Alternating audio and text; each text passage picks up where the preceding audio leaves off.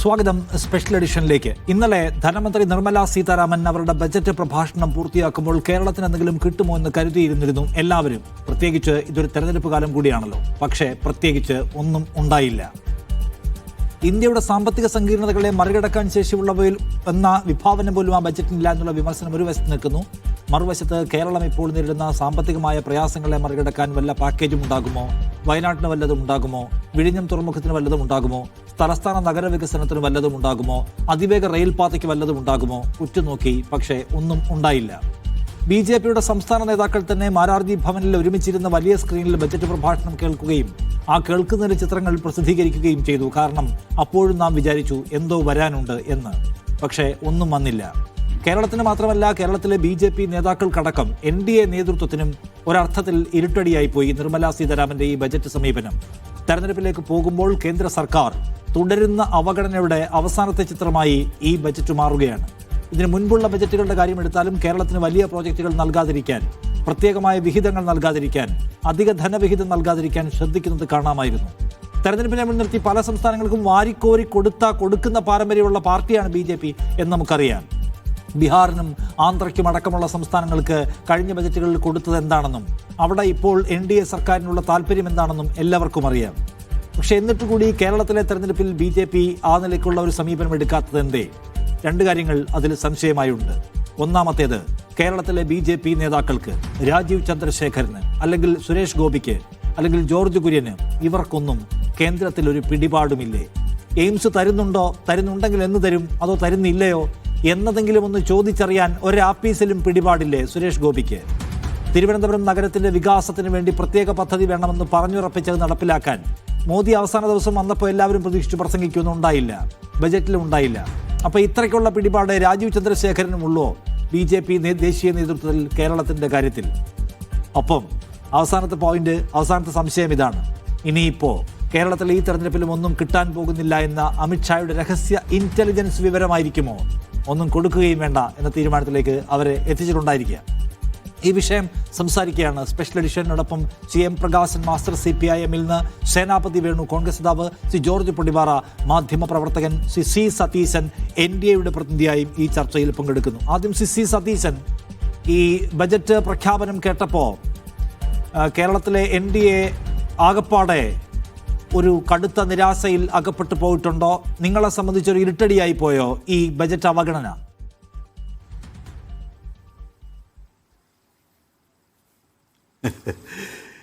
സത്യത്തിൽ ഈ ചർച്ച തന്നെ ഇതൊരു സംസ്ഥാന ബഡ്ജറ്റിൻ്റെ ചർച്ചയാണോ എന്ന് തോന്നിപ്പോകുന്ന രീതിയിലാണ് ഈ ചർച്ച.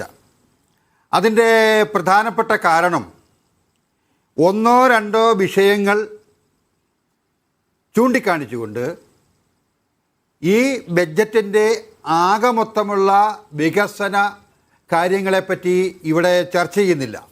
വികസിത ഭാരതം 2047 എന്ന ഒരു പദ്ധതി ഇന്ത്യയുടെ പ്രധാനമന്ത്രി ശ്രീ നരേന്ദ്രമോദിജി നടപ്പാക്കുന്നതിൻ്റെ മുന്നോടിയായിട്ടുള്ള ബഡ്ജറ്റാണ് ഇത്.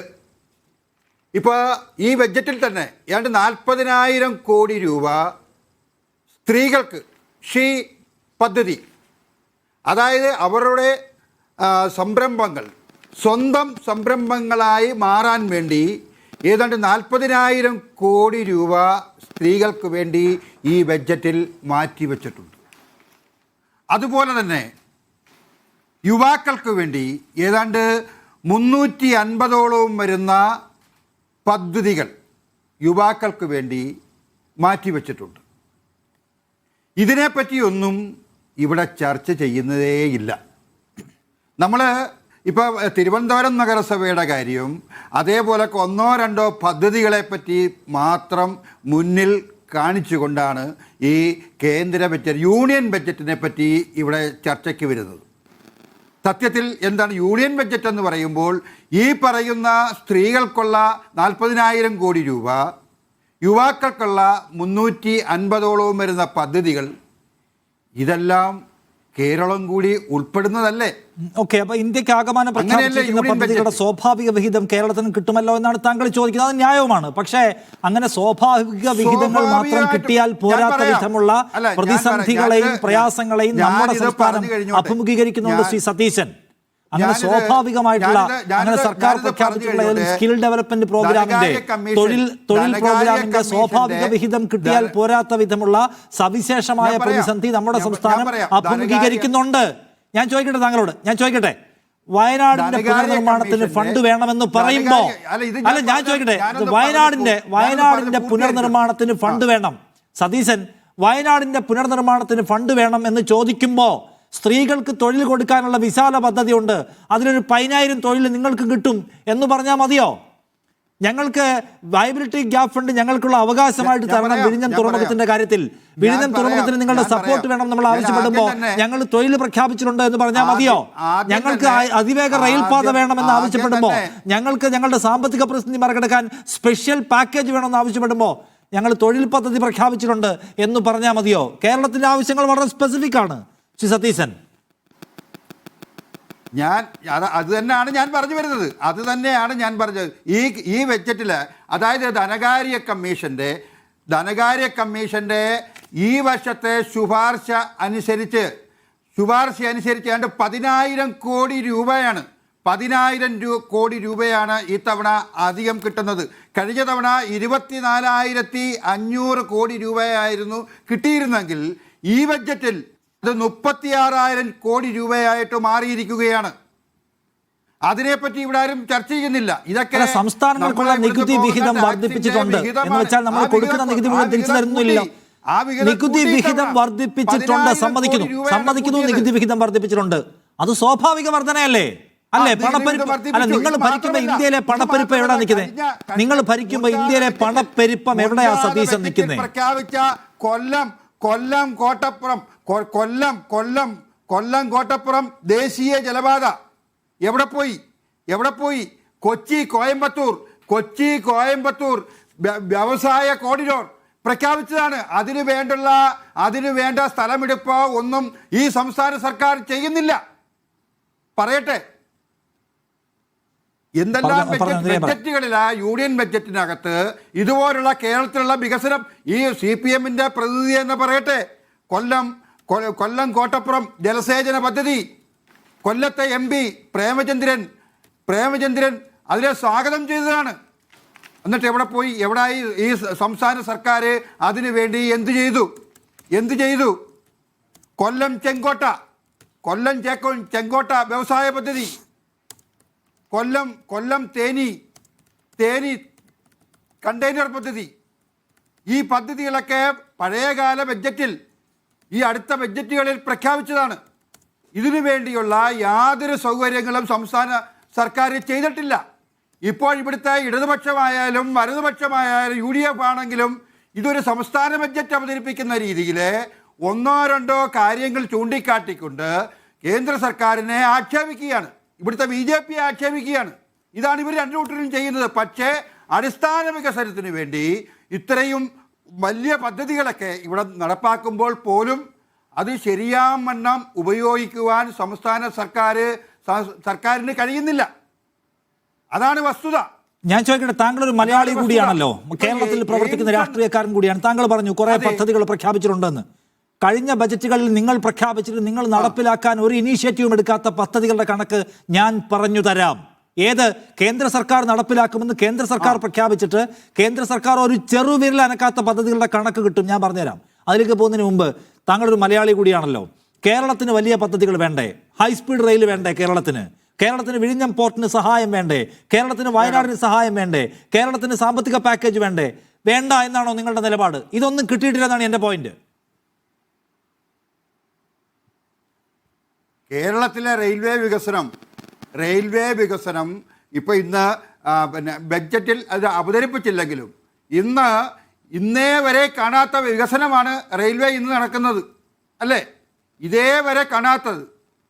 അതേപോലൊക്കെ ട്രെയിനുകളും എല്ലാം ഈ പറയുന്ന ഹൈസ്പീഡ് ട്രെയിനിൻ്റെ കാര്യമാണ് ഇവിടെ പറഞ്ഞുകൊണ്ടിരിക്കുന്നത്. അത് യാഥാർത്ഥ്യമായില്ല, അത് ബഡ്ജറ്റിൽ വന്നില്ല. പക്ഷേ ഇന്നത്തെ കേരളത്തിലെ റെയിൽവേയുടെ മാറ്റങ്ങൾ എന്താണ്? 2014 മുമ്പുള്ള റെയിൽവേ സ്റ്റേഷനുകളാണോ? കേരളത്തിന്റെ റെയിൽവേ ആവശ്യങ്ങൾ ഇപ്പോഴും കേരളത്തിന്റെ റെയിൽവേ ആവശ്യങ്ങൾ ഇപ്പോഴും പരിഗണിക്കപ്പെടാതെ കിടക്കുകയാണ്. കേരളത്തിന് സഫീഷ്യന്റ് ട്രെയിൻ ഇല്ല എന്ന പ്രശ്നം കേരളത്തിലുണ്ട്. റെയിൽവേ സ്റ്റേഷൻ കേരളത്തിന്റെ ഗതാഗത ആവശ്യങ്ങൾ പരിഹരിക്കാൻ കഴിയും വിധത്തിലുള്ള ട്രെയിൻ നമുക്കില്ല. കാര്യം അല്ല, ഇതൂടെ കേക്ക്. എയിംസിന്റെ കാര്യം പറഞ്ഞല്ലോ. ഈ എയിംസ് എന്ന് പറയുന്നത് കേൾക്കാൻ തുടങ്ങിയത് തന്നെ 2014 ശേഷമാണ്. അതിന് സ്ഥലം വേണ്ട രീതിയിൽ എടുത്തു കൊടുത്തിട്ടില്ല. അതിന് ഞാൻ പറയാം, ബാലുശ്ശേരി മണ്ഡലത്തിലെ കിലാനൂർ വില്ലേജിലെ സർവേ നമ്പർ 108 100 ഏക്കർ സ്ഥലം ഈ സർക്കാർ അക്വയർ ചെയ്തിട്ടുണ്ട്. പക്ഷേ ആ സ്ഥലം അവിടെയാണ് എയിംസ് വരേണ്ടതെന്ന് ഉറപ്പിച്ചുകൊണ്ട് ഒരു റിപ്പോർട്ട് കേന്ദ്രത്തിന് ഇവർ കൊടുത്തിട്ടില്ല. ആ കിനാലൂരിലെ സ്ഥലത്തിന് പിന്നീട് കേസുകൾ വന്നു. എന്റെ സതീശൻ, കേന്ദ്ര സർക്കാർ പോലും എവിടെയും പറയാത്ത ഒരു ന്യായം പറയല്ലേ? കേന്ദ്ര സർക്കാർ പോലും എവിടെയും പറയാത്ത ഒരു ന്യായം ഈ എയിംസിന്റെ കാര്യത്തിൽ താങ്കൾ പറയല്ലേ? നിങ്ങൾ സ്ഥലം തരാത്തത് കൊണ്ടാണ് സ്ഥലം ഏറ്റെടുക്കാത്തത് കൊണ്ടാണ് എയിംസ് ഇല്ലാത്തത് എന്നൊരു വാദം കേന്ദ്ര സർക്കാരിന് പോലുമില്ല. ഒന്നത് സ്ഥലം തരാത്തത് കൊണ്ടാണ്, സഫീഷ്യന്റ് ലാൻഡ് ഇല്ലാത്തത് കൊണ്ടാണ് എയിംസ് തരാത്തത് എന്ന വാദം കേന്ദ്ര സർക്കാരിന് പോലുമില്ല. ഒന്ന്. രണ്ട്, നമ്മുടെ 100 ഏക്കർ ഏറ്റെടുത്തല്ലേ താങ്കൾ പറഞ്ഞത്? അതിന്റെ പാതി ഏറ്റെടുത്ത ഖൊരഗ്പൂരിൽ, അതിന്റെ പാതി പോലും ഇല്ലാത്ത ഖൊരഗ്പൂരിൽ, നോർത്ത് ഇന്ത്യയിലെ സംസ്ഥാനങ്ങളിൽ നിങ്ങൾ കൊടുത്തിട്ടുള്ള എയിംസിനൊക്കെ എത്ര ഭൂമിയുണ്ട് നോർത്ത് ഇന്ത്യയിൽ നിങ്ങൾ കൊടുത്തിട്ടുള്ള എയിംസിന്? ഭൂമിയെ ഉള്ളെങ്കിലും അത് ഇന്ന ഭൂമിയാണ്, ഇന്ന ജില്ലയിലാണ് എന്ന് പറഞ്ഞുകൊണ്ട് സംസ്ഥാന സർക്കാർ റിപ്പോർട്ട് കൊടുക്കണം. നമ്മൾ എയിംസ് ആവശ്യപ്പെട്ട് കത്ത് കൊടുത്തിരിക്കുകയാണ്. നിങ്ങൾ എന്താണ് ഈ പറയുന്നത് ശ്രീ സതീശൻ? എയിംസ് അടക്കമുള്ള ആവശ്യങ്ങൾ ഉന്നയിച്ചുകൊണ്ട് നമ്മൾ ലോങ് സ്റ്റാൻഡിംഗ് കത്ത് കൊടുത്തുകൊണ്ടിരിക്കുകയാണ്. അപ്പൊ എപ്പോഴെങ്കിലും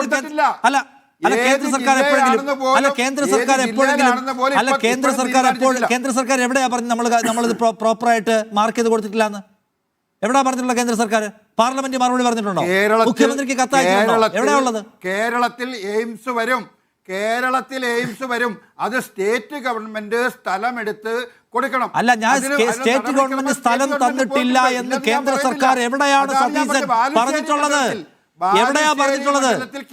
കേരളത്തിൽ നിന്ന് ഭൂമി കൊടുക്കാത്ത കൊണ്ടാണെന്ന് പറഞ്ഞിട്ടുള്ളത് എവിടെയാണ് പറഞ്ഞിട്ടുള്ളത്? പാർലമെന്റിൽ പറഞ്ഞിട്ടുണ്ടോ നിങ്ങൾ പേപ്പർ തന്നിട്ടില്ലാന്ന്? അല്ലെങ്കിൽ മുഖ്യമന്ത്രിക്ക് കത്തയച്ചിട്ടുണ്ടോ? സുരേഷ് ഗോപിക്ക് ഇല്ലാത്ത വാദമാണ് സതീശൻ പറയുന്നത്. അല്ല, ഇതുള്ള കാര്യമാണ്. അല്ലെ പ്രകാശ് മാഷ് പറയട്ടെ. ശരി, പ്രകാശ് മാഷെ.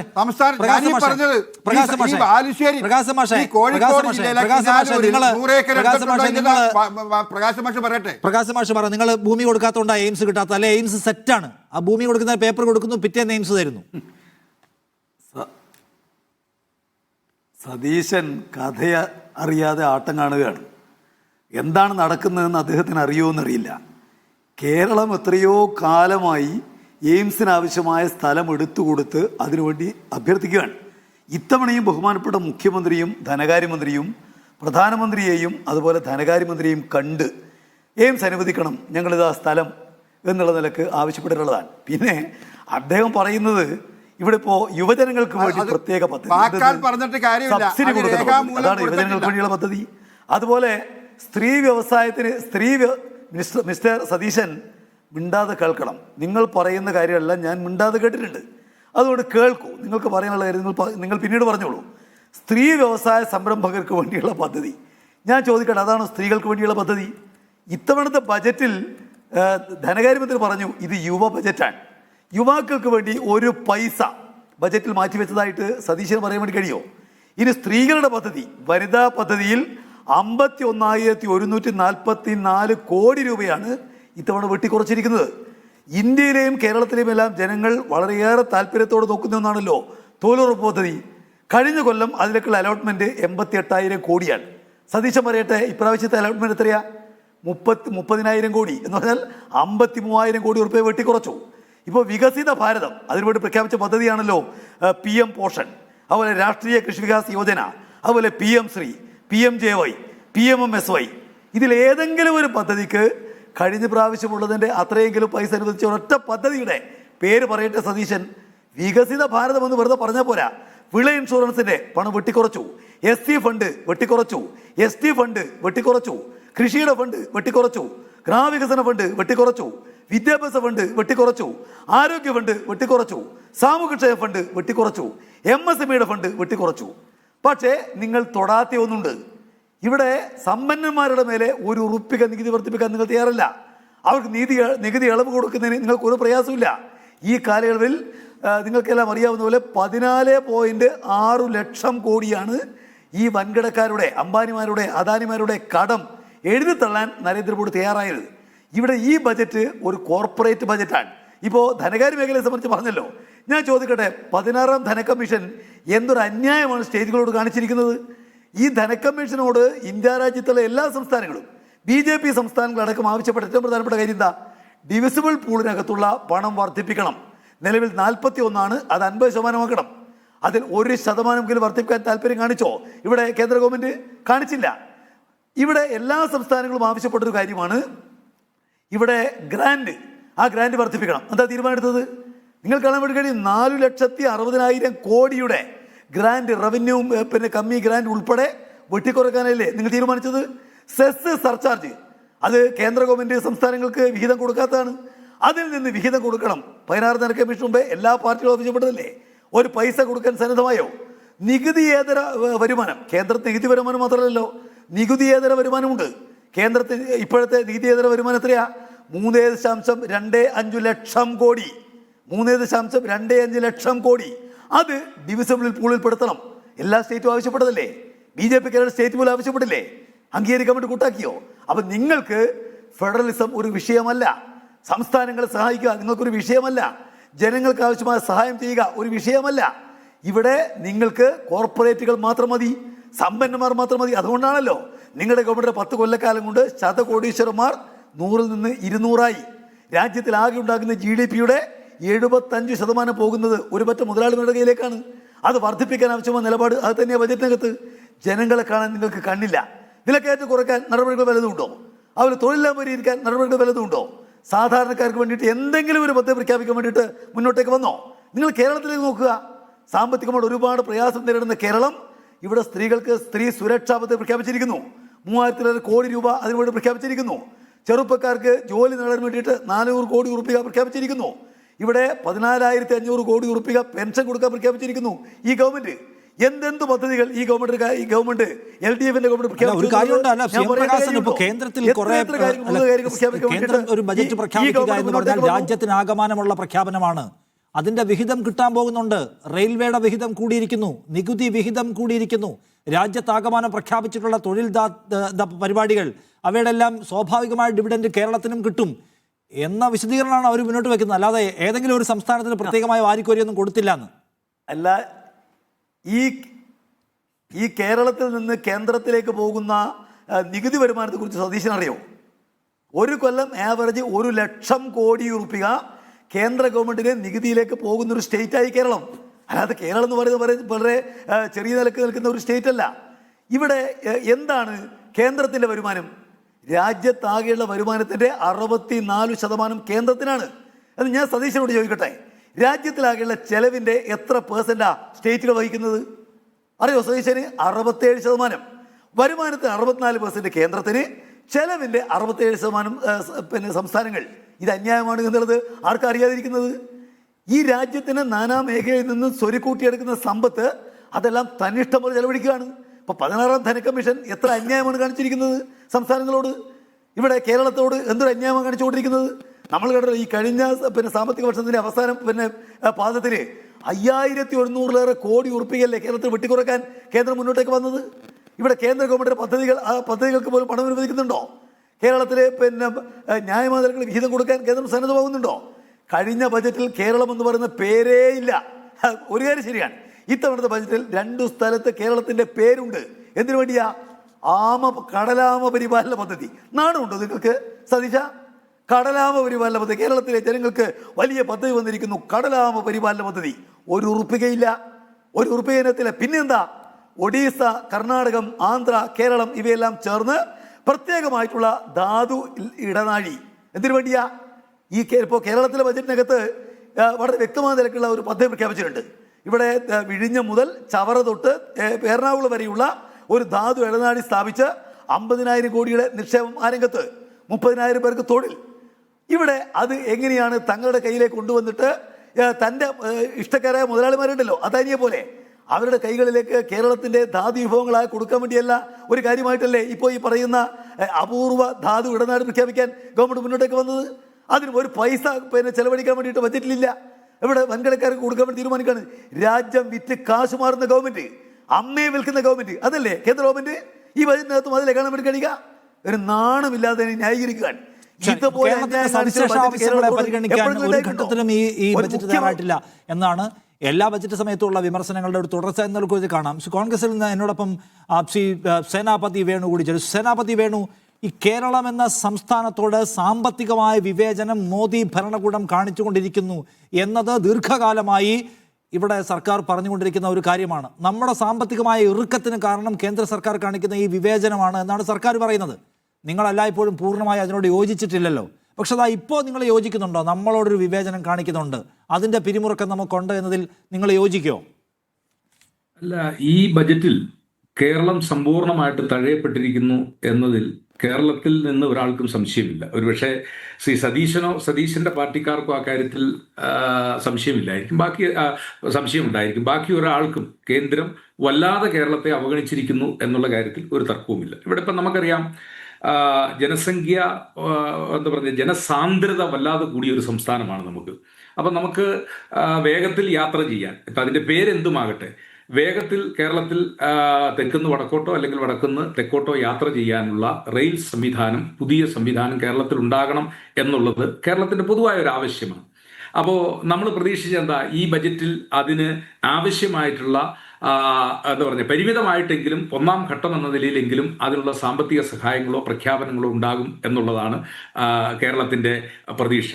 ഇനി നമുക്കറിയാം, എന്തെങ്കിലും ഒരു വൻകിട പദ്ധതികൾ, ഇതൊക്കെ ഇവിടെ ബഹുമാന്യായ BJPയുടെ സ്നേഹിതൻ സൂചിപ്പിച്ചതുപോലെ ഇപ്പോൾ വനിതകൾക്കുള്ള തൊഴിൽ സംരംഭം, അതൊക്കെ എല്ലാ കാലഘട്ടത്തിലും എല്ലാ ബജറ്റിലും ഉണ്ടാകും. നമുക്ക് ഓരോ കാലഘട്ടങ്ങളിൽ കേന്ദ്ര ഗവൺമെന്റ് തന്നിരിക്കുന്ന പല പദ്ധതികൾ, ഇപ്പം വിഴിഞ്ഞം തുറമുഖത്തിൻ്റെ ആണെങ്കിലും അതിൻ്റെ അനുമതി, ഇല്ലെങ്കിൽ മെട്രോയുടെ അനുമതി, ഇല്ലെങ്കിൽ എഴിമല നാവിക അക്കാദമിയുടെ അനുമതി, കണ്ണൂർ വിമാനത്താവളത്തിൻ്റെ അനുമതി, ഇപ്പോൾ കാലാകാലങ്ങളിൽ ഇല്ലെങ്കിൽ ONGCയുടെ പ്രോജക്റ്റുകൾ പുതുതായിട്ട് വന്നത്, ഇതൊക്കെ കാലാകാലങ്ങളിൽ രാജ്യം ഭരിച്ചുകൊണ്ടിരുന്ന ഗവൺമെന്റ് കേരളത്തെ കൂടി പരിഗണിച്ചുകൊണ്ട് നൽകുന്നതാണ്. അങ്ങനെ നൽകുന്ന വൻകിട പദ്ധതികളിൽ ഒന്നും നമുക്കിപ്പോൾ ഇല്ല എന്നുള്ളതാണ്. ഇപ്പോൾ ശ്രീ നിഷാദെ, നമ്മുടെ ചർച്ചയുടെ വിഷയം എന്ന് പറയുന്നത് കേരളത്തിലെ BJPക്ക് ഈ ബജറ്റ് ഇരുട്ടടിയായോ എന്നുള്ളതാണ്. നമുക്ക് ഈ വിഷയം ഒന്ന് വിട്ടിട്ട്, ഇപ്പോൾ ഈ ഉപരിതല ചർച്ചയൊന്ന് വിട്ടിട്ട് നമുക്ക് ഈ വിഷയത്തിലേക്ക് ഒന്ന് കടന്നു വന്നു കഴിഞ്ഞാൽ ഒരു സംശയവും വേണ്ട, ഈ ബജറ്റിൽ എന്തുകൊണ്ടാണ് കേരളത്തെ ഇതുപോലെ അവഗണിക്കാൻ കാരണമെന്ന് ചോദിച്ചാൽ, ഇപ്പം 4 സംസ്ഥാനത്ത് തെരഞ്ഞെടുപ്പ് നടക്കാൻ പോവുകയാണ്. കേരളത്തോടൊപ്പം തമിഴ്നാടിനോടൊപ്പം ബംഗാൾ, അസം. ഇതിൽ കൗതുകകരമായ ഒരു കാര്യം എന്തെന്ന് ചോദിച്ചാൽ, ഒരു പരിധിവരെ കഴിഞ്ഞ 2 ടേമായി അസാമിൽ ഒരു ഭരണത്തിലെത്തി. ആദ്യം ശ്രീ സബാനന്ദ സോൻവാളും പിന്നെ അതിനുശേഷം ഹേമന്ത ബിശ്വാസും ഇപ്പോൾ അവിടെ 2 ടേമായിട്ട് അവർ ഭരണം നടത്തുകയാണ്. ബംഗാളിൽ ഇവർ വലിയ ശ്രമങ്ങൾ നടത്തിയെങ്കിലും ഇവർ പിന്നോക്കം പോകുന്ന ഒരു കാഴ്ചയാണ്. തമിഴ്നാട്ടിലും കേരളത്തിലും, തമിഴ്നാട്ടിൽ ഇപ്പോൾ അണ്ണാമലയൊക്കെ വന്ന് ചില സീറ്റുകൾ പൊൻ രാധാകൃഷ്ണൻ അവിടെ നിന്ന് MP ആയി മന്ത്രിയായി എന്നതൊഴിച്ച് അവിടെയും സ്ഥിതിവിശേഷം ഭേദമല്ല. കേരളത്തിലേക്ക് എത്തുമ്പോൾ ഇവരുടെ എല്ലാ പ്രതീക്ഷകളും തകരുകയാണ്. അത് വെറുതെ തകരുന്നു എന്നുള്ളതല്ല, ഇവര് തിരുവനന്തപുരം കോർപ്പറേഷൻ പിടിച്ചതിന് ശേഷം നരേന്ദ്രമോദിയുടെ സന്ദർശനത്തോടെ ബ്ലൂ പ്രിന്റുമായിട്ട് ഞങ്ങൾ വരുന്നു, ഏതാണ്ട് രാജ്യത്തെ 370ഓളം വരുന്ന കോർപ്പറേഷനുകളിൽ കേരളത്തിലുള്ള ഈ BJPയുടെ കയ്യിലുള്ളതിൽ എന്തോ ഭയങ്കര അത്ഭുതങ്ങൾ സംഭവിക്കാൻ പോകുന്നു എന്ന് പറഞ്ഞാണ് നരേന്ദ്രമോദി വന്നത്. ഒരു കാര്യവും നടന്നിട്ടില്ല എന്നുള്ളതാണ്. ഇനി ഒരു കാര്യം കൂടി അങ്ങ് മനസ്സിലാക്കേണ്ടത്, സൂചിപ്പിക്കേണ്ടത് നിശ്ചയമല്ല, BJP വരും ദിനങ്ങളിലേക്ക് കേരളത്തിലേക്കുള്ള കാര്യത്തെക്കുറിച്ച് അവർ വലിയ പഠനങ്ങളും ഗവേഷണങ്ങളും ഒക്കെ നടത്തിയിട്ട് അവർക്ക് 2024 പാർലമെന്റ് തെരഞ്ഞെടുപ്പിൽ കിട്ടിയ 19% എന്നുള്ളത് 2025 അസംബ്ലി തെരഞ്ഞെടുപ്പിലേക്ക് വന്നു കഴിഞ്ഞപ്പോഴേക്കും അത് ത്രിതല പഞ്ചായത്ത് തെരഞ്ഞെടുപ്പിലേക്ക് വന്നപ്പോഴേക്കും അത് 14% കുറയുകയാണ് ചെയ്തത്. ഇപ്പൊ തിരുവനന്തപുരം ഒരു കോർപ്പറേഷൻ കിട്ടി എന്നുള്ളത് ശരിയാ.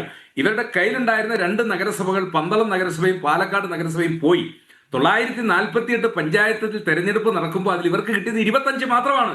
അപ്പൊ അങ്ങനെ ഒരു പാർട്ടിക്ക് അതിവിദൂരമായ ഒരു ഭാവിയിൽ പോലും കേരളത്തിൽ ഒരു ഭരണത്തിലേക്ക് കടന്നു വരാം. ഇപ്പൊ രാജീവ് ചന്ദ്രശേഖർ അല്ല, അതിനപ്പുറത്തൊരാൾ വന്നു കഴിഞ്ഞാലും അത് നടക്കില്ല എന്ന് ഇവിടെ ചർച്ചയ്ക്ക് ഇരിക്കുന്ന സതീശനും അവരുടെ പാർട്ടി നേതൃത്വത്തിനും എല്ലാവർക്കും അറിയാം. ഞാൻ കൗതുകരമായ ഒരു കാര്യം ശ്രീ നിഷാദിനെ ഓർമ്മപ്പെടുത്തുകയാണ്. എന്താണ്, നരേന്ദ്രമോദി തിരുവനന്തപുരത്ത് പ്രസംഗിച്ച് NDA അധികാരത്തിൽ വന്നാൽ ശബരിമലയിലെ കൊള്ളക്കാരെ ഞങ്ങൾ ജയിലിലേക്ക് ആക്കും എന്നുള്ളതാണ്. NDA കേരളത്തിൽ അധികാരത്തിലേക്ക് വന്നാൽ. അപ്പൊ ഇതൊന്നും സമീപകാലത്തൊന്നും നടക്കുന്ന ഒരു കാര്യമല്ല എന്നുള്ളത് അവർക്ക് ബോധ്യം. പിന്നെ ഒരു പോയിന്റാണ്. അപ്പൊ എന്തുകൊണ്ടാണ് BJP നിരാശ അനുഭവിക്കുന്നത് എന്ന ക്വസ്റ്റ്യൻ അവിടെ ഉണ്ട്. ഞാനൊന്ന് പറയാം. ശ്രീ ജോർജ് പടിപാറ, സത്യത്തിൽ BJP നേതൃത്വം, ഞാൻ പറഞ്ഞില്ലേ, ഇന്നലെ രാവിലെ ബജറ്റ് പ്രസംഗം നടക്കുമ്പോൾ രാജീവ് ചന്ദ്രശേഖരനും അദ്ദേഹത്തിന്റെ സ്റ്റേറ്റ് ലെവൽ കൊളീഗ്സും എല്ലാവരും കൂടി ഇരുന്ന് മരാർജി ഭവനിൽ വലിയ സ്ക്രീനിൽ ബജറ്റ് പ്രസംഗം കാണുന്നു. ചില നേതാക്കൾ എന്തൊക്കെയോ കുറിക്കുന്ന പോലൊക്കെ കണ്ടു.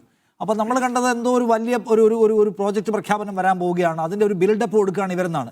ശരിക്കും ഇവരും അങ്ങനെ വിചാരിച്ച പോലെ തോന്നി. പക്ഷെ ഒന്നും ഉണ്ടായില്ല. ഇതത് വിശദീകരിക്കാൻ പോലും പാടുപെടുകയാണ് സ്റ്റേറ്റ് ലീഡർഷിപ്പ്. സത്യത്തിൽ BJPയുടെ സംസ്ഥാന നേതൃത്വത്തിന് അത് ഒരു വലിയ ആഘാതമായി മാറിയിട്ടുണ്ടോ? ഒന്ന്, അങ്ങനെയെങ്കിൽ അതിൻ്റെ റീസൺ എന്തായിരിക്കും? ഇവർക്ക് സത്യത്തിൽ ആ നിലയ്ക്കുള്ളൊരു ഹോൾഡ് ഇല്ല എന്നാണോ മനസ്സിലാക്കേണ്ടത്? അതോ BJPയുടെ സാധ്യതകളെ മനസ്സിലാക്കുന്നു അമിത്ഷാ? അപ്പോൾ ആ കാര്യത്തിൽ അദ്ദേഹത്തിൻ്റെ ഇൻപുട്സ് എല്ലാം നിരാശാജനകമാണ് എങ്കിൽ കാര്യമായിട്ടൊന്നും കൊടുക്കേണ്ടതുമില്ല, അതായിരിക്കും സംഭവിച്ചിട്ടുണ്ടാവുക? നിഷാദേ, ഇപ്പോ കേരളത്തോടുള്ള അവഗണനയുടെ ഒരു സമഗ്ര ചിത്രം പ്രകാശ് മാഷ് വരച്ചിട്ടു. അതിന് മുഴുവനായി തന്നെ അതിന് അടിവരയിടുന്ന രീതിയിൽ സേനാപതി വേണു സംസാരിച്ചു. സതീശനോട് മുന്നോട്ട് വെച്ച പല കാര്യങ്ങളും കേരളത്തിന്റെ സവിശേഷമായ സാഹചര്യത്തിൽ ന്യായീകരിക്കാൻ അല്ലെങ്കിൽ അത് ഉൾക്കൊള്ളാൻ ജനങ്ങൾക്ക് ബുദ്ധിമുട്ടുള്ള ഒരു കാര്യമാണ്. രാഷ്ട്രീയം എന്തും ആകട്ടെ, കേരളത്തിനെ സംബന്ധിച്ചിടത്തോളം സതീശൻ പറയുന്ന ന്യായങ്ങൾ ഉൾക്കൊള്ളാൻ പ്രയാസമാണ്. എന്താണ് കേരളത്തിന് കിട്ടിയതെന്ന് ചോദിച്ചാൽ, നേരത്തെ ചൂണ്ടിക്കാണിച്ചതുപോലെ ഒരു കടലാമ പരിപാലന പദ്ധതി, അതുപോലെ തന്നെ ഒരു ധാതു കോറിഡോർ, അതായത് കേരളം, ആന്ധ്ര, തമിഴ്നാട്, കർണാടക, ഈ 4 സംസ്ഥാനങ്ങളെ ഉൾപ്പെടുത്തിക്കൊണ്ട് ഒരു അപൂർവ ധാതു കോറിഡോർ സ്ഥാപിക്കുന്നു, ഇടനാഴി സ്ഥാപിക്കുന്നു എന്നാണ് പറയുന്നത്. ഇത് രണ്ടും കേരളത്തെ സംബന്ധിച്ചിടത്തോളം അത്രമേൽ പ്രധാനപ്പെട്ട കാര്യങ്ങളെ അല്ല. ഇപ്പൊ കടലാമയെ പരിപാലിക്കുന്നത് തെറ്റാണെന്നൊന്നും പറയുന്നില്ല, പരിപാലിച്ചോട്ടെ, കടലാമകൾ പെരുകട്ടെ, വംശവർദ്ധന ഉണ്ടാവട്ടെ, നല്ല കാര്യം. ധാതു കോറിഡോറും വരട്ടെ. പക്ഷെ ഇത് രണ്ടും കേരളത്തിലെ ജനങ്ങളെ സംബന്ധിച്ചിടത്തോളം, കേരളം എന്ന സംസ്ഥാനത്തെ സംബന്ധിച്ചിടത്തോളം വളരെ ക്രൂഷ്യലായിട്ടുള്ള അല്ലെങ്കിൽ വളരെ നിർണായകമായ, വളരെ പ്രയോജനകരമായ ഒരു സാധനമാണെന്നൊന്നും പറഞ്ഞ് അവകാശപ്പെട്ടാൽ അതാരും വകവെച്ച് തരില്ല മിസ്റ്റർ സതീശൻ. അതാണ് വസ്തുത. നേരെ മറിച്ച് കേരളം എത്രയോ കാലമായി കാത്തിരിക്കുന്ന AIIMS, all India institute of medical sciences, ഇത് കഴിഞ്ഞ ബജറ്റിലും അതിന് മുമ്പത്തെ ബജറ്റിലും കേരളത്തിന് എന്തായാലും എയിംസ് അനുവദിച്ചിരിക്കും എന്ന് എത്ര തവണ കേന്ദ്രമന്ത്രിമാർ, പ്രധാനമന്ത്രി അടക്കം പ്രഖ്യാപിച്ചിരിക്കുന്നു. ഈ തൃശ്ശൂരിൽ നിന്ന് നമ്മൾ കേരളം ജയിപ്പിച്ചു വിട്ട സുരേഷ് ഗോപി പറഞ്ഞു എയിംസ് വന്നിരിക്കും, വരുത്തും എന്ന് പറഞ്ഞു. വന്നോ? ഈ ബജറ്റിലെങ്കിലും അതൊന്ന് പ്രഖ്യാപിച്ചുകൂടായിരുന്നു? എയിംസ് ഇല്ലാത്ത എത്ര സംസ്ഥാനമുണ്ട് രാജ്യത്ത്? ഒരുപക്ഷെ കേരളത്തിന്റെ സ്ട്രക്ചറിലുള്ള മറ്റൊരു സംസ്ഥാനവും എയിംസ് ഇല്ലാത്തതായിട്ട് ഇന്ത്യയിലില്ല എന്നുള്ളതാണ് വസ്തുത. നേരത്തെ ശ്രീ പ്രകാശ് മാഷ് കൃത്യമായി സൂചിപ്പിച്ചതുപോലെ, അല്ലെങ്കിൽ നിഷാദ് തന്നെ ചൂണ്ടിക്കാണിച്ച പോലെ, കേരള സ്ഥലം ഏറ്റെടുത്ത് കൊടുക്കാത്തതുകൊണ്ടാണെന്നാ സതീശൻ പറഞ്ഞത്. പക്ഷെ 50 ഏക്കറിൽ താഴെ സ്ഥലം ഏറ്റെടുത്ത് കൊടുത്ത, അതുപോലും ചെയ്യാത്ത എത്രയോ സംസ്ഥാനങ്ങൾക്ക് എയിംസ് കൊടുത്തു കഴിഞ്ഞു. ഇപ്പൊ കേരളത്തെ സംബന്ധിച്ചിടത്തോളം എയിംസ് മാത്രമല്ല, കേരളത്തിന്റെ അടിസ്ഥാന ആവശ്യങ്ങൾ എന്ന് പറയുന്നത്, ഇപ്പൊ വയനാട് പാക്കേജിന്റെ കാര്യത്തിൽ വയനാട് പ്രധാനമന്ത്രി വന്ന് സന്ദർശിച്ച് അവിടുത്തെ കെടുതികളൊക്കെ കണ്ടു. അവിടെ പുനരധിവാസം എത്രയോ അനിവാര്യമാണെന്ന് അദ്ദേഹത്തിന് ബോധ്യപ്പെടായികയല്ല. ആ ദുരന്തത്തിന്റെ വ്യാപ്തിയും ആ ദുരന്തത്തിന്റെ തീവ്രതയും ഒക്കെ കൃത്യമായി മനസ്സിലാക്കിയിട്ടും അതിന് നേരെ സഹാനുഭൂതിയുടെ, സഹജാവബോധത്തിന്റെ ഒരു കൈ നീട്ടാൻ അദ്ദേഹം തയ്യാറായില്ലല്ലോ. പറച്ചിലല്ലാതെ അവരെ പുനരധിവസിപ്പിക്കാനുള്ള കൃത്യമായൊരു പദ്ധതി ഉണ്ടായോ? നേരെ മറിച്ച് ഇത് ആന്ധ്രയിലോ അത് ബീഹാറിലോ മറ്റു സംസ്ഥാനങ്ങളിലോ ഒക്കെ ആണെങ്കിൽ എത്രയോ ഈ ഇതുപോലൊരു ദുരന്തത്തിന് കൈ അയച്ച്, ആസമലൊക്കെ എന്തുമാത്രം കൈ അയച്ചു കൊടുത്തു. സമാനമായ അതേ സമയത്ത് തന്നെയാണ് കേരളത്തിലുണ്ടായ സമയത്ത് തന്നെയായിരുന്നു. പക്ഷെ കേരളത്തിന്റെ കാര്യം വരുമ്പോൾ കൈ ഇങ്ങനെ കൂച്ചിപ്പിടിക്കുകയാണ്, അല്ലെങ്കിൽ മുറുക്കി പിടിക്കുക. കൈ അയക്കാൻ എന്തോ വല്ലാത്തൊരു വിമുഖതയാണ്. ഇപ്പൊ തെരഞ്ഞെടുപ്പ് വരെയാണ്. സാധാരണ സംസ്ഥാനങ്ങളിൽ ആന്ധ്രയിലും ബീഹാറിലും ഒക്കെ തെരഞ്ഞെടുപ്പിനോടനുബന്ധിച്ച് കഴിഞ്ഞ ബജറ്റിൽ നമ്മൾ കണ്ട കാഴ്ചയാണ്. അവിടെയൊക്കെ ഈ ബീഹാറിന്റെ പേര് എത്ര തവണ ബജറ്റ് പ്രസംഗത്തിൽ ആവർത്തിച്ചു, എന്ത് വലിയ പാക്കേജുകൾ പ്രഖ്യാപിച്ചു, എന്തെല്ലാം ആനുകൂല്യങ്ങൾ, റെയിൽവേ, അതുപോലെ തന്നെ മറ്റു പാക്കേജുകൾ, അവിടുത്തെ ധനക്കമ്മി നികത്താൻ, വിദ്യാഭ്യാസ പുരോഗതിക്ക്, ഇൻഡസ്ട്രിയൽ ഗ്രോത്തിന്, എന്തെല്ലാം സ്ത്രീകൾക്ക് വേണ്ടി എന്തെല്ലാം പദ്ധതികൾ, ആയിരക്കണക്കിന് 10,000 കോടികളുടെ പ്രഖ്യാപനങ്ങളാണ് നടത്തിയത്. പക്ഷെ ബീഹാറിൽ അവിടുത്തെ സർക്കാർ 10,000 രൂപ വെച്ച് സ്ത്രീകളുടെ അക്കൗണ്ടിലേക്ക് ഇട്ടുകൊടുക്കുന്ന കാര്യം പോലും പ്രഖ്യാപിച്ചു. കേരളത്തിന്റെ കാര്യം വരുമ്പോൾ എന്താണ് സംഭവിക്കുന്നത് നമുക്ക് മനസ്സിലാവുന്നില്ല. കേരളത്തിന്റെ അതിവേഗ റെയിൽ പദ്ധതിയെ കുറിച്ച് എത്ര കാലമായി കേന്ദ്രം പറയുന്നു. കേരള ആ സിൽവർ ലൈൻ പദ്ധതി സ്വീകാര്യമല്ലെങ്കിൽ അത് വലിയ എന്താ പറയാ ദുരന്തങ്ങൾക്ക് കാരണമാകും. അത് പാരിസ്ഥിതികമായിട്ട് ഫീസിബിൾ അല്ലെങ്കിൽ വേണ്ട. കുറെ കൂടി തൂണുകളിൽ ഉയർത്തുന്ന ഒരു പദ്ധതി. എന്തായാലും കേരളത്തിന് ഒരു അതിവേഗ റെയിൽപാത വേണം. എങ്കിൽ അത് എന്തുകൊണ്ട് പ്രഖ്യാപിച്ചില്ല? ഏറ്റവും കൂടുതൽ തിരുവനന്തപുരം കോർപ്പറേഷൻ അവിടെ BJPക്ക് അവിടുത്തെ വോട്ടർമാര്, തലസ്ഥാന നഗരിയിലെ വോട്ടർമാര് BJPക്ക് അവിടുത്തെ ഭരണം ഏൽപ്പിച്ചു കൊടുത്തപ്പോ എന്തായിരുന്നു അവകാശവാദം?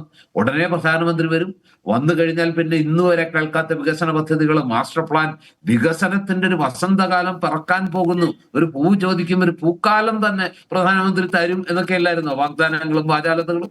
എന്നിട്ട് ഒരു പൂ പോയിട്ട് ഒരു ഞെട്ട് പോലും തന്നില്ലല്ലോ. അവിടെ വന്നിട്ട് ഒരു പ്രഖ്യാപനം ഉണ്ടായില്ല. ഇതെല്ലാം കേരളത്തിന് കൊടുക്കേണ്ടതില്ല. അവരങ്ങനെ, അതായത് സാധ്യതയുള്ള സ്ഥലങ്ങളിലൊക്കെ കൊടുക്കാൻ മടിയുള്ളവരല്ലല്ലോ. നമ്മൾ വയനാട്ടിന്റെ ബുദ്ധിമുട്ട് അനുഭവിക്കുന്ന കാലത്ത് നമുക്കൊന്നും തരാതിരിക്കുകയും ബീഹാറിന്റെ പ്രളയ നിർമ്മാർജ്ജനത്തിന് അവർക്ക് 1500 കോടി കൊടുക്കുകയും ചെയ്ത പാരമ്പര്യമുള്ള പാർട്ടിയാണ്, കൊടുത്ത പാർട്ടിയാണ്. അപ്പൊ നമുക്ക് അത് തരാതിരിക്കുന്നതിന് ഒരു റീസൺ ഉണ്ടാവുമെന്ന് ചോദിക്കുക. ഒന്നാമത് ഇപ്പൊ ഈ ഇലക്ഷനിൽ രാജീവ് ചന്ദ്രശേഖർ തിരുവനന്തപുരം നഗരസഭ പിടിച്ച് അങ്ങനെ ഉയർന്നു നിൽക്കുന്ന ഒരു സമയത്ത് കുറച്ചുകൂടെ ഒക്കെ കൊടുത്താൽ ആൾക്കൊരു ഹോപ്പ് കൊടുക്കാൻ പറ്റുമല്ലോ. അത് എന്തായിരിക്കും വേണ്ടെന്ന് വെക്കുന്ന ഇവര്? സത്യമായിട്ട് അതിനകത്ത് ദുരൂഹതയുണ്ട്. അതായത് എന്തായാലും തെരഞ്ഞെടുപ്പ് വരികയാണ്. BJP നേരത്തെ ഈ തിരുവനന്തപുരം കോർപ്പറേഷൻ പിടിച്ചപ്പോൾ പറഞ്ഞ അവകാശവാദം എന്താ? പ്രധാനമന്ത്രി തന്നെ പറഞ്ഞത് എന്താ? ഞങ്ങൾ അഹമ്മദാബാദ് പിടിച്ചെടുത്തുകൊണ്ടാണ്, ഗുജറാത്തിന്റെ തലസ്ഥാന നഗരം പിടിച്ചുകൊണ്ടാണ് ഞങ്ങൾ ഗുജറാത്തിൽ അശ്വമേധം നടത്തിയത്. ആ അശ്വമേധം ഞങ്ങൾ അവസാനിപ്പിച്ചത് ദില്ലിയിലാണ്. കേരളത്തിൽ ഇതാ തിരുവനന്തപുരം തലസ്ഥാന നഗരം പിടിച്ചിരിക്കുന്നു. ഇതൊരു വലിയ തുടക്കമാണ്, വരാനിരിക്കുന്ന വലിയ നേട്ടങ്ങളുടെ നാന്ദിയാണ്, കാഹളാണെന്നൊക്കെയല്ലേ പറഞ്ഞു. എന്നിട്ടും എന്റെ കേരളത്തിനൊന്നും കൊടുക്കാത്ത എനിക്ക് മനസ്സിലാവാത്തത് BJP എന്തുകൊണ്ട് ഈ തെരഞ്ഞെടുപ്പ് കാലത്ത് രാജീവ് ചന്ദ്രശേഖർ എന്ന് പറയുന്ന കുറെ കൂടി, നേരത്തെ സുരേന്ദ്രനും അതുപോലുള്ള ഇവരൊക്കെ മുരളീധരനും ഒക്കെ കേരള നേതാക്കളാണെന്ന് വെച്ചോ. പക്ഷെ രാജീവ് ചന്ദ്രശേഖർ കുറച്ചുകൂടെ പാൻ ഇന്ത്യൻ പ്രതിച്ഛായുള്ള നേതാവാണ്, കേന്ദ്രമന്ത്രിയായിരുന്നു. അദ്ദേഹത്തിന് കേന്ദ്രത്തിൽ പ്രധാനമന്ത്രി അടക്കമുള്ള നേതാക്കളുടെ അടുത്ത് നല്ല പിടിപാടുണ്ട്. എന്നിട്ടും കേരളത്തിന്റെ കാര്യം വരുമ്പോൾ കുമ്പിളി തന്നെയാ കഞ്ഞി. രാജീവ് ചന്ദ്രശേഖരല്ലേ ഏറ്റവും കൂടുതൽ അപമാനിതരായി. സത്യത്തിൽ ഈ ബജറ്റിൽ മിണ്ടാട്ടം മുട്ടിപ്പോയത്, വാ തുറക്കാൻ പറ്റാതായി പോയത് അക്ഷരാർത്ഥത്തിൽ. താങ്കൾ പറഞ്ഞല്ലോ മാരാർജി ഭവനിൽ എല്ലാവരും കൂടെ വലിയ പ്രതീക്ഷയോടെ ഒരേ സ്ക്രീനിൽ ഇങ്ങനെ കണ്ണു നട്ടിരുന്നു, ഒന്ന് കൈയടിക്കാനും അത് കഴിഞ്ഞിട്ട് പുറത്തു വന്ന് വലിയ തോതിൽ പത്രസമ്മേളനം നടത്തി ആഘോഷിക്കാനൊക്കെ ഒരുങ്ങിയ നിന്നെ. തിരുവനന്തപുരത്തിന് മാസ്റ്റർ പ്ലാൻ, എയിംസ്, അതുപോലെ തന്നെ അതിവേഗ റെയിൽ പദ്ധതി, അങ്ങനെ പലതും പ്രതീക്ഷിച്ചു. പക്ഷെ അവസാനം വന്നപ്പോ എന്തായി? മല എലിയെ പ്രസവിച്ച പോലെ ഒന്നുമില്ല. കേരളത്തിന് കേന്ദ്ര സർക്കാർ ഒരു ബജറ്റ് പ്രഖ്യാപിക്കുമ്പോൾ താങ്കൾ പറഞ്ഞൊരു കാര്യം ശരിയായിരിക്കും. അവർക്ക് ഇത്തവണയും കേരളത്തിൽ ഒരു ചുക്കും ചെയ്യാൻ പറ്റില്ല എന്ന് അവർ മനസ്സിലാക്കുന്നുണ്ടാകാം. കേരളത്തിൽ നിന്ന് പ്രത്യേകിച്ച് ഇമ്പാക്റ്റ് ഒന്നും ഉണ്ടാവാൻ പോകുന്നില്ല, ഇലക്ട്രൽ വിക്ടറീസ് ഉണ്ടാവാൻ പോകുന്നില്ല എന്നുള്ള ഇൻപുട്സ് ആണോ ഇതിന് ഘടകമെന്ന ചോദ്യമുണ്ട്. അത് സതീശൻ, കേരളത്തിന് എന്താണ് കേന്ദ്ര സർക്കാർ നൽകേണ്ടത്? അതിവേഗ പാത, വൻകിട പദ്ധതികൾ, അല്ലെങ്കിൽ പ്രളയ ദുരിതാശ്വാസം? ഇതിലൊരു NDA ലീഡർഷിപ്പിന്റെ BJPയുടെ ഒക്കെ ഒരു അഭിപ്രായം എന്താണ്? നിങ്ങൾക്ക് അങ്ങനെ പ്രത്യേകിച്ച് ഇവിടെ കേരളത്തിൽ നിന്നും വേണമെന്നൊരു അഭിപ്രായം ഇല്ലേ? അതെ, ഞാൻ അതിന് മുമ്പായിട്ട് പൊടിവാറ സാറിനോട് ഞാനൊരു കാര്യം പറയുകയാണ്. ഇപ്പം തിരുവനന്തപുരം അത് കഴിഞ്ഞതിന് ശേഷം പറയണമല്ലോ. അതായത് നമ്മുടെ കോൺഗ്രസിൻ്റെ രാജു, അതായത് തിരുവനന്തപുരം നഗരസഭയുടെ കാര്യം ഇവിടെ പറഞ്ഞു. തിരുവനന്തപുരം നഗരസഭയിലെ അവിടെ അവർ പറഞ്ഞ പൂക്കാലം തന്നെയാണ്. കാരണം വെച്ചാൽ നമ്മുടെ കേരളത്തെ സംബന്ധിച്ചിടത്തോളം ഏറ്റവും വലിയ വിഷയമാണ് തെരുവ് നായ ശല്യം. 7 ഏക്കറോളം സ്ഥലം അവിടെ നഗരസഭ ഇപ്പോൾ ലീസിന് ഏറ്റെടുത്തുകൊണ്ട് തെരുവിൽ നിന്നും തെരുവ് നായ്കളെ പിടിച്ച് ഷെൽട്ടറിൽ മാറ്റിക്കൊണ്ടിരിക്കുകയാണ്. ഏറ്റവും വലിയ അവിടുത്തെ ജനങ്ങളുടെ ഏറ്റവും വലിയ വിഷയമായിരുന്നു. പൊടിവാറ സാറ് അത് മനസ്സിലാക്കണം. അതിനൊന്നും പ്രധാനമന്ത്രി വന്ന് പ്രഖ്യാപിച്ചിട്ട് അല്ല അതൊക്കെ ചെയ്യുന്നത്. അത് BJP കണിശമായിട്ട് അവിടെ തിരുവനന്തപുരം നഗരസഭയിലെ കാര്യങ്ങൾ ചെയ്യുന്നുണ്ട്. പിന്നെ ഞാനിവിടെ പറഞ്ഞ കാര്യം നേരത്തെ പറഞ്ഞല്ലോ, ഇത് 5 സംസ്ഥാനങ്ങളിലെ തെരഞ്ഞെടുപ്പ് നടക്കുന്നുണ്ട്. ഈ 5 സംസ്ഥാനങ്ങളിലും ഒരേപോലെയാണ്. ഇതിലേതെങ്കിലും ഒരു സംസ്ഥാനത്തിന് പ്രത്യേകം കൂടുതൽ കൊടുത്ത് അല്ലെങ്കിൽ കുറച്ച് കൊടുത്ത് എന്ന് പറയുന്നുണ്ടോ? ഇവിടെ ധനകാര്യ കമ്മീഷന്റെ കാര്യം തന്നെ പ്രകാശം മാഷ് പറഞ്ഞു. കഴിഞ്ഞ തവണ 1.992 ആയിരുന്നെങ്കിൽ ഇത്തവണ അതിന്റെ ശതമാനക്കണക്കിന് 3.82 അതായത് 10,000 കോടി രൂപ അതിന്റെ വിഹിതം കൊടുത്തിട്ടുണ്ട്. അതെ, 2.82. അതായത് ഇത്തവണ അത് ഇല്ല, 10,000 കോടിയായി മൂന്നേ. ഈ ബഡ്ജറ്റിൽ കഴിഞ്ഞ തവണത്തെക്കാട്ടിലും. ഇതൊക്കെ മറച്ചു വെച്ചുകൊണ്ട് ഈ 41% ടോട്ടൽ എന്ന് പ്രകാശം മാഷ് പറഞ്ഞത് ശരിയാണ്. കഴിഞ്ഞ തവണയും 41 തന്നെയായിരുന്നു, ഇത്തവണയും 41 തന്നെയാണ്. പക്ഷേ അതിന് കൂടിയ തുകയെ പറ്റി പ്രകാശം മാഷ് ഒരക്ഷരം പറയില്ല. പിന്നെ എയിംസിൻ്റെ കാര്യം ഇപ്പോൾ സുരേഷ് ഗോപി വന്നപ്പോഴാണ് ഇപ്പം എല്ലാ ദിവസവും എയിംസ് എന്നും പറഞ്ഞ് ഇവിടുത്തെ CPM-ഉം കോൺഗ്രസും പറയുന്നത്. 2014 വരെ ഇവർക്കാർക്കും എയിംസ് വേണ്ടായിരുന്നല്ലോ. അങ്ങനെ ഒരു പേര് കേൾക്കാൻ തുടങ്ങിയത് നരേന്ദ്രമോദി ഇന്ത്യയുടെ പ്രധാനമന്ത്രി ആയതിനു ശേഷമാണ്. നെഹ്റുവിന്റെ കാലം മുതലേ എയിംസ് ഇല്ലേ? എയിംസ് എവിടെ? അതാണ് ഞാൻ പറഞ്ഞത്. അതല്ല ഈ 2014 ശേഷമാണ് ഈ കോൺഗ്രസ് മോശം ഭരണമായിരുന്നല്ലോ സാർ. 2014 വരെ നിങ്ങൾ മോശം ഭരണമായിരുന്നു. 2014 മോദി വന്നപ്പോഴല്ലേ ഇന്ത്യ തുടങ്ങിയത്. സുരേഷ് ഗോപി നാട് മുഴുവൻ നടന്നു പ്രസംഗിച്ച് അവകാശപ്പെട്ട പ്രകാശം മാഷ ഉഴപ്പൻ മട്ടിൽ പോയിട്ട് കാര്യമില്ല. ഞാൻ സ്ഥലം ഏറ്റെടുത്ത കാര്യം പറഞ്ഞു. നോട്ടിഫൈ ചെയ്തത് ഇവര് 100 ഏക്കർ സ്ഥലവും കോഴിക്കോട് ജില്ലയിലെ കിലാനൂര് ഏറ്റെടുത്ത കാര്യം ഞാൻ പറഞ്ഞു. അവിടെ കേസും പ്രശ്നങ്ങളും അവസാനം പിടിച്ചു നിൽക്കാൻ വ്യാജം പറയല്ലേ? അങ്ങനെ ഒരു വിശദീകരണവും കേന്ദ്ര സർക്കാരിന്റെ ഭാഗത്ത് നിന്ന് വന്നിട്ടില്ല. കൃത്യമായി ഭൂമി ഏറ്റെടുത്ത് തരാത്തതുകൊണ്ടാണ് നിങ്ങൾക്ക് എയിംസ് പ്രഖ്യാപിക്കാത്തത് എന്ന് കേന്ദ്ര സർക്കാരിന്റെ ഒരു ഏജൻസിയോ മന്ത്രിയോ എവിടെയെങ്കിലും പറഞ്ഞിട്ടില്ല.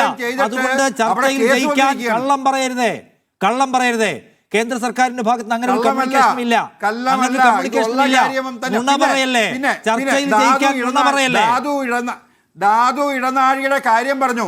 ധാതു ഇടനാഴിയുടെ ഇപ്പോൾ തന്നെ കരിമണൽ കനലിലൂടെ 100 കോടിയിൽ അധികം കേരളത്തിന് വരുമാനം കിട്ടുന്നുണ്ട്. പക്ഷേ അത് കേരളത്തിന് എന്തെങ്കിലും പ്രയോജനമുണ്ടോ? എവിടേക്കാണ് ആ ഫണ്ട് പോകുന്നത്? കേരളത്തിന് ധനകാര്യമന്ത്രിക്കറിയാം.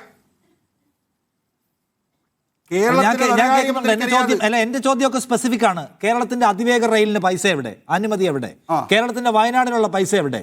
വിഴിഞ്ഞത്തിനുള്ള പ്രത്യേക പരിഗണന എവിടെ? ഇതൊക്കെയാ ചോദിക്കുന്നത്. എയിംസ് എവിടെ? ഈ ചോദ്യം ചോദിക്കുമ്പോൾ താങ്കൾ പടപ്പിൽ തല്ലല്ലേ? നമ്മൾ കേന്ദ്ര യൂണിയൻ ബഡ്ജറ്റിനെ പറ്റിയുള്ള കാര്യമല്ല സംസാരിക്കുന്നത്. യൂണിയൻ ബഡ്ജറ്റിൽ നിങ്ങൾ ബീഹാറിന് 1,500 കോടി പ്രഖ്യാപിച്ചിട്ടില്ലേ പ്രളയം മറികടക്കാൻ? യൂണിയൻ ബഡ്ജറ്റിൽ അതെന്താ? ഇത് പ്രളയത്തെ പറ്റിയതല്ലേ? യൂണിയൻ ബഡ്ജറ്റിലല്ല, അത് ആനുപാതികമായിട്ട് 340 കോടിയോളം വയനാടിന് വേണ്ടി പ്രഖ്യാപിച്ചല്ലോ. അത് കൊടുത്തു കഴിഞ്ഞു. കേരളത്തിന്റെ പകുതി പൈസ കേരളത്തിന് കിട്ടിയതിൽ അധികം തിരിച്ചു കൊടുക്കേണ്ട പൈസയാണ്.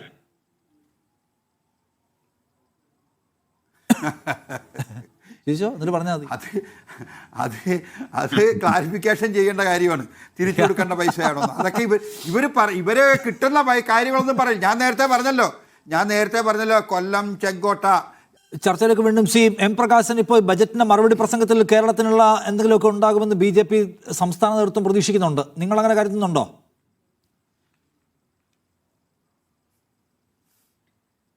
ഇത് കേന്ദ്ര ഗവൺമെൻറ്റിൻ്റെ ഒരു സമീപനത്തിൻ്റെ വിഷയമാണ്. ഇവിടെ കേരളത്തോട് എത്രമാത്രം ശത്രുതാപരമായ നിലപാടാണ് ധനകാര്യ വിഷയങ്ങളിൽ കേന്ദ്ര ഗവൺമെൻറ് സ്വീകരിക്കുന്നത് എന്നുള്ളത് പല തവണ നമ്മൾ കണ്ടിട്ടുള്ളതാണ്. ഈ വിഷയത്തിൻ്റെ മേലെയാണല്ലോ ബഹുമാനപ്പെട്ട കേരള മുഖ്യമന്ത്രി മന്ത്രിമാരെയും MLA-മാരെയും എല്ലാം കൂട്ടി ഡൽഹിയിൽ സമരം നടത്തേണ്ടി വന്നത്. ഇതേ വിഷയത്തിൻ്റെ മേലെയാണല്ലോ രാജ്യത്തിൻ്റെ ചരിത്രത്തിലാദ്യമായി ഒരു സ്റ്റേറ്റ് ഗവൺമെൻറ് കേന്ദ്ര ഗവൺമെൻറ്റിനെതിരായിട്ട് സുപ്രീം കോടതിയിൽ കേസ് ഫയൽ ചെയ്യേണ്ടി വന്നിരിക്കുന്നത്. അപ്പോൾ അവരെ സംബന്ധിച്ചിടത്തോളം ഇത് പർപ്പസ്ഫുള്ളാണ്, അല്ലാതെ അങ്ങനെ തോന്നിപ്പോകുന്നൊരു കാര്യമല്ല. ഈ ബജറ്റിൽ തന്നെ 7 അതിവേഗ ഇടനാഴിയുണ്ട്. ഒറ്റയൊന്നും കേരളത്തിലില്ലല്ലോ. 12 ജലപാതകൾ പ്രഖ്യാപിച്ചിട്ടുണ്ട് ഈ ബജറ്റിൽ. ഒന്നും കേരളത്തിലില്ലല്ലോ. 5 സർവകലാശാല ടൗൺഷിപ്പുകൾ പ്രഖ്യാപിച്ചിട്ടുണ്ട്. കേരളത്തിലൊന്നുമില്ലല്ലോ. 3 ആയുർവേദ എയിംസ് പ്രഖ്യാപിച്ചിട്ടുണ്ട്. കേരളം എന്ന് പറഞ്ഞാൽ ആയുർവേദ മേഖലയുടെ കളിത്തൊട്ടിൽ എന്ന് പറയാൻ കഴിയുന്ന ഒരു സ്റ്റേറ്റ് അല്ലേ? ഒന്നും കേരളത്തിനകത്തില്ലല്ലോ. കേരളത്തിലെ മുഖ്യമന്ത്രിയും കേരള ധനകാര്യമന്ത്രിയും പ്രധാനമന്ത്രിയെയും അതുപോലെ ധനമന്ത്രിയെയും കണ്ട് നിരവധി കാര്യങ്ങൾ 29 ആവശ്യങ്ങൾ ഉന്നയിച്ചുകൊണ്ടുള്ള നിവേദനം സമർപ്പിച്ചിട്ടുണ്ട്. അതിനകത്ത് എയിംസുമായി ബന്ധപ്പെട്ട കാര്യമുണ്ട്. ഇപ്പോൾ എയിംസിനെ സംബന്ധിച്ച് ഇദ്ദേഹം ഇപ്പോൾ സതീശൻ എന്തടിസ്ഥാനത്തിലാണ് പറയുന്നതെന്ന് എനിക്കറിയില്ല. എയിംസിന് ആവശ്യമായ നിരക്കുള്ള 3 സ്ഥലങ്ങൾ സംസ്ഥാന ഗവൺമെൻറ് നേരത്തെ കാണിച്ചതാണ്. അത് കോഴിക്കോടുണ്ട്, കോട്ടയമുണ്ട്, തിരുവനന്തപുരമുണ്ട്.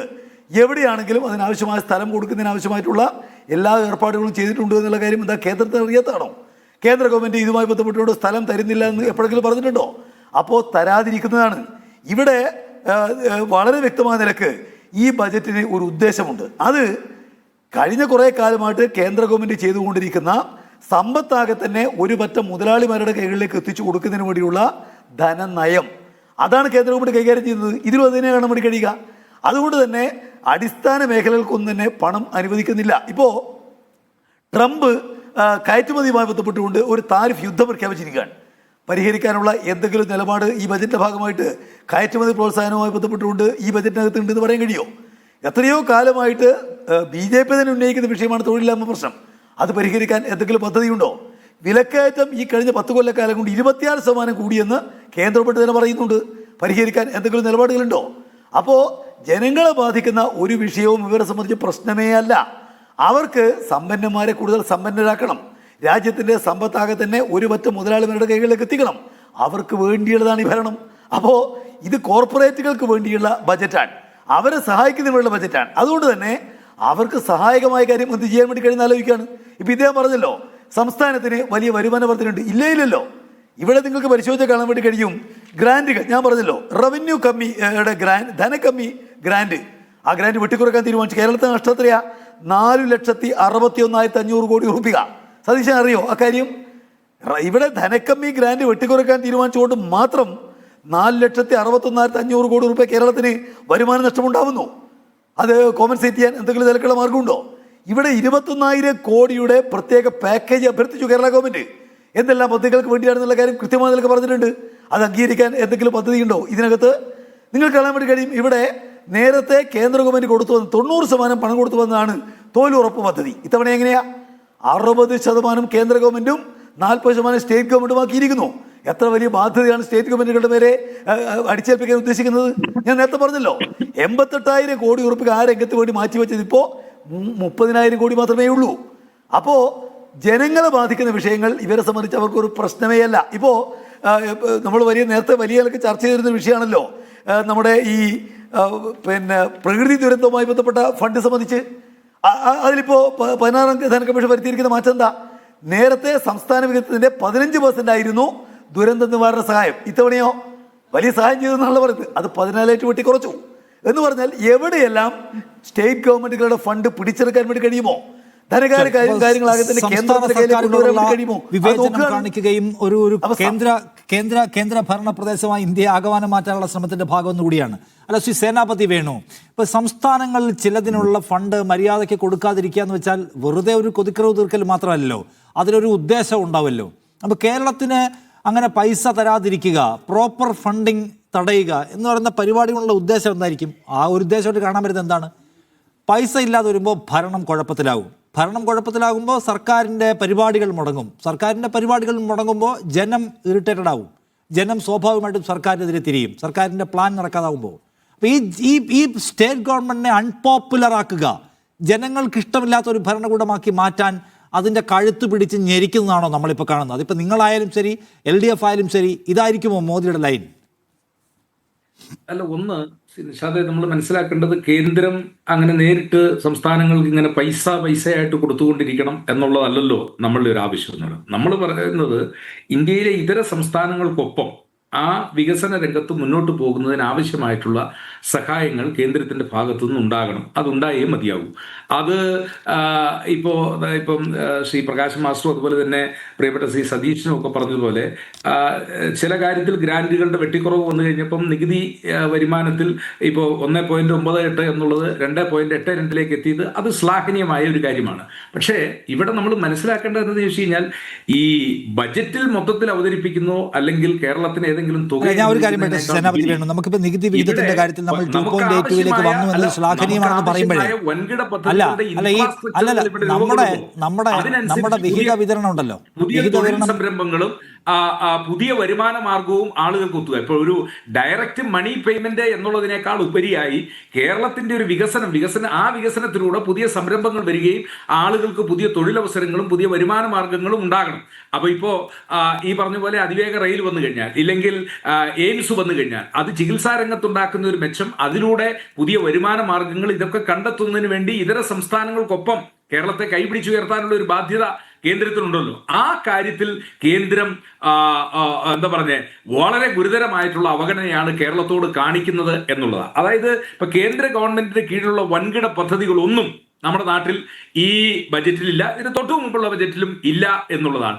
ആ അവഗണന അതെന്തുകൊണ്ട് കാണിക്കുന്നു എന്ന് ചോദിച്ചു കഴിഞ്ഞാൽ അത് BJPക്ക് രാഷ്ട്രീയമായ ഉദ്ദേശങ്ങൾ ഉണ്ടാകും. ആ രാഷ്ട്രീയമായ ഉദ്ദേശം ഇപ്പം ഒരു കൗതുകത്തിന് തന്നെയാണെങ്കിൽ നമുക്കറിയാം, നാട്ടിൽ ഒരു ബജറ്റ് തെരഞ്ഞെടുപ്പ് നടക്കുന്നതിന് മുമ്പ് പ്രഖ്യാപിക്കുന്ന ഒരു ബജറ്റ്, ആ ബജറ്റിൽ ഇനി നടക്കുകയോ നടക്കാതിരിക്കുകയോ ചെയ്യുന്ന പ്രഖ്യാപനങ്ങൾ. ഇപ്പം ഞാൻ ഉദാഹരണത്തിന് ശ്രീ പ്രകാശ് മാസ്റ്റർ ഇരിക്കുന്നതുകൊണ്ട് പറയുകയാണ്, CPM-നെ ആക്ഷേപിക്കാൻ വേണ്ടിയല്ല, പുതിയതായിട്ട് കേരളത്തിൽ അവതരിപ്പിച്ച ബജറ്റിന്റെ അകത്ത് കട്ടപ്പനയിൽ നിന്ന് കമ്പത്തേക്ക് തുരങ്കപാത എന്നാണ് പറയുന്നത്. ഇപ്പം ബോഡിമെട്ട് വരെയുള്ളൂ കേരളം, പിന്നെ അപ്പുറത്തോട്ട് പോകണമെങ്കിൽ തമിഴ്നാടാണ്, അവരുടെ അനുമതി പോലും ഇല്ല എന്നുള്ളതാണ്. അത് തന്നെയല്ല, ഇടുക്കി ജില്ലയിലെ ഈ പ്രദേശങ്ങളിൽ ഒരു കുഴൽക്കിണർ കുഴിക്കാൻ പോലും അനുമതി ഇല്ലാത്തടത്താണ് ഇപ്പൊ തുരങ്കം നിർമ്മിക്കുന്നു എന്ന് പറയുന്നത്. അപ്പൊ തെരഞ്ഞെടുപ്പ് വരുന്നതുകൊണ്ട് ഇനിയിപ്പം ഒരുപക്ഷെ അതൊരു തെരഞ്ഞെടുപ്പിന് മുന്നോടിയായിട്ടുള്ള ഗിമ്മിക്കാണെങ്കിൽ പോലും അങ്ങനെ ഒരു പ്രഖ്യാപനം നടത്താൻ സംസ്ഥാന ഗവൺമെന്റിന്റെ ബജറ്റ് തയ്യാറായി. കേന്ദ്ര ഗവൺമെന്റ് ഒരു തെരഞ്ഞെടുപ്പ് നടക്കുന്ന ഘട്ടത്തിൽ പോലും ഒന്നും കേരളത്തിന് കൊടുക്കുന്നില്ല, ഇല്ലെങ്കിൽ ഒരു പദ്ധതിയും കേരളത്തിലില്ല. ഇവിടെ പൊടിപാറ സാർ സൂചിപ്പിച്ച പോലെ ഏതെങ്കിലും ഒരു ജനങ്ങൾക്ക് ആവശ്യമായിട്ടുള്ള, ഇപ്പോൾ അതിവേഗ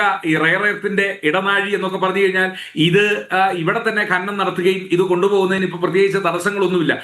ഒരു പരിധി വരെ ഞാനിത് മനസ്സിലാക്കുന്നത് ഇതുകൂടി ചൂഷണം ചെയ്യുന്നതിന് വേണ്ടി കേന്ദ്രം പുതിയ പദ്ധതികളുമായിട്ട് വന്നിരിക്കുന്നതാണോ എന്ന് പോലും. അതായത് കേരളത്തിൽ അപൂർവമായിട്ടുള്ള ഈ ധാതുക്കൾ ഖനനം ചെയ്ത് അത് കേന്ദ്രത്തിന് മുതൽക്കൂട്ടാക്കാൻ വേണ്ടിയാണോ ഈ പദ്ധതിയുടെ പ്രഖ്യാപനം എന്ന് പോലും നമ്മൾ സംശയിക്കേണ്ടിയിരിക്കുന്നു. അപ്പൊ ഞാൻ പറഞ്ഞു വന്നതെന്ന് ചോദിച്ചാൽ ഇതിന് രാഷ്ട്രീയ ലക്ഷ്യമുണ്ട്. ആ രാഷ്ട്രീയം അത് BJP വളരെ ഫലപ്രദമായിട്ട് ചെയ്യുന്നു എന്നുള്ളതാണ്. പിന്നെ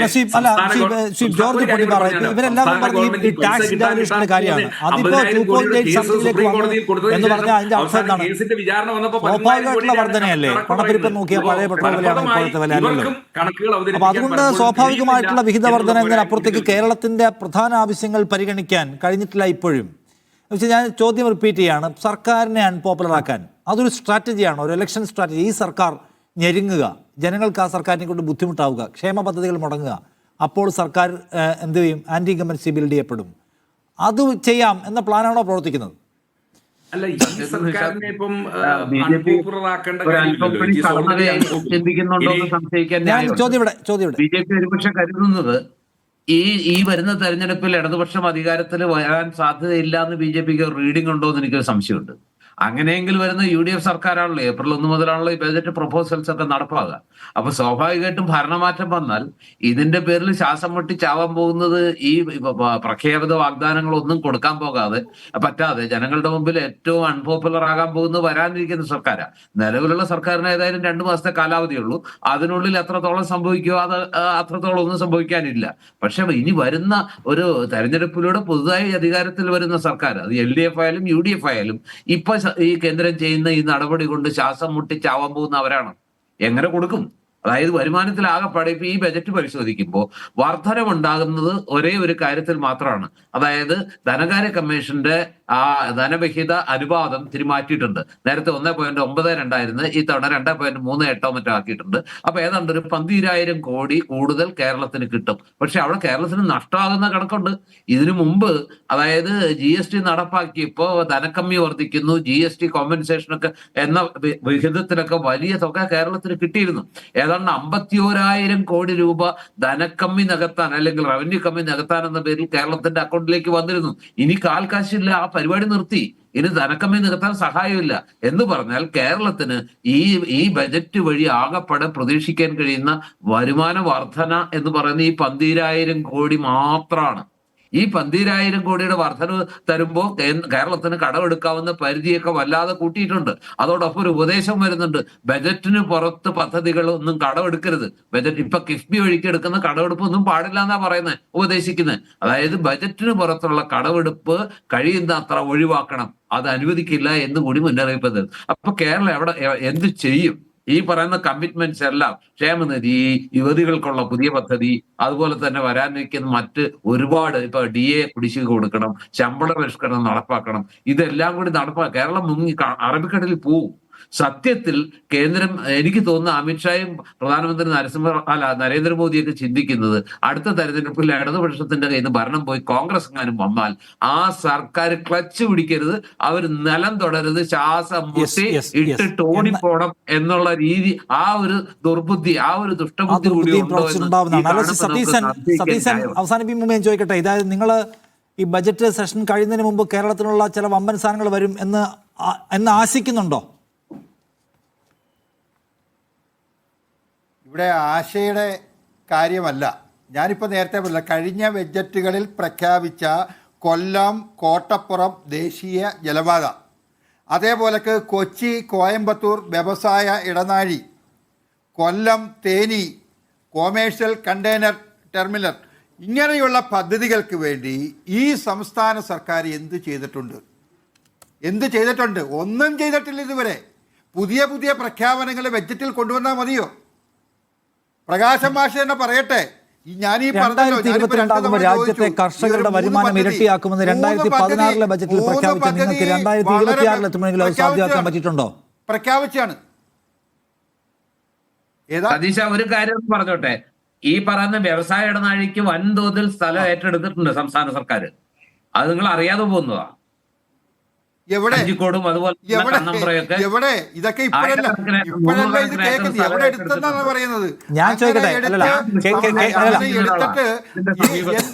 എന്തുകൊണ്ട് ഇത് നടക്കുന്നില്ല എന്തുകൊണ്ട് തുറന്നു പറയുന്നില്ല? സ്ഥലം ഏറ്റെടുത്തിട്ടുണ്ടെങ്കിൽ ഞാൻ കേന്ദ്ര സർക്കാരിന്റെ മാത്രം കൈപ്പിടിയുടെ കാര്യം പറയാം സതീശൻ. കേന്ദ്ര സർക്കാരിന്റെ മാത്രം കൈപ്പിടിയുടെ കാര്യം പറയാം. രാജ്യത്തെ കർഷകരുടെ വരുമാനം 2022 സ്വാതന്ത്ര്യത്തിന്റെ 75ാം വാർഷികത്തിൽ ഞങ്ങൾ ഇരട്ടിയാക്കുമെന്ന് പ്രഖ്യാപിച്ച നിങ്ങൾക്ക് ആ പണി പറ്റിയിട്ടുണ്ടോ? നടപ്പാക്കുന്നില്ല എന്ന് എന്തുകൊണ്ട് ഇവർ പറയുന്നില്ല? ശരി, എന്തായാലും ബജറ്റ് അവസാനിക്കുമ്പോൾ ബജറ്റിനകത്ത് വല്ലതും കേരളത്തിലുണ്ടോ എന്ന് നമുക്ക് നോക്കിക്കളയാം. ഇപ്പോഴത്തെ ഒരു മൂഡ് വെച്ച് കാണാൻ സാധ്യതയില്ല, പക്ഷെ നമുക്ക് നോക്കാം. ഞാൻ അവസാനിപ്പിക്കാൻ thank you Satheesan, George Padippara, Senapathi Venu, ഒപ്പം തന്നെ പ്രകാശ് മാഷി ചർച്ചയിൽ പങ്കെടുത്തതിനിടെ